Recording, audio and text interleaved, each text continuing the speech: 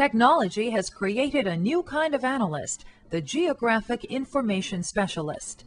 GIS stands for Geographic Information Systems. It uses computers to store, interpret, and display a vast variety of data identified by location.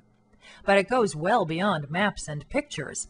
A GIS database contains layers of information. The layers can be combined into different models so that we can instantly see the effects new information might have on an area.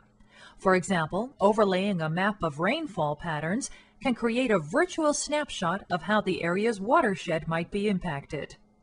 The work of geographic information specialists helps officials making decisions or policies understand their target area better.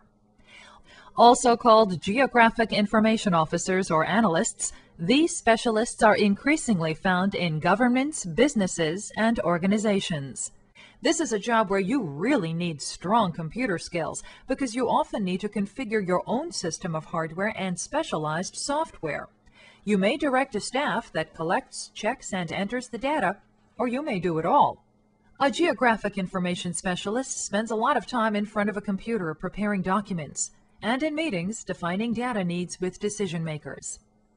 Geographic information specialists generally hold at least a bachelor's degree in geography, computer science, or planning.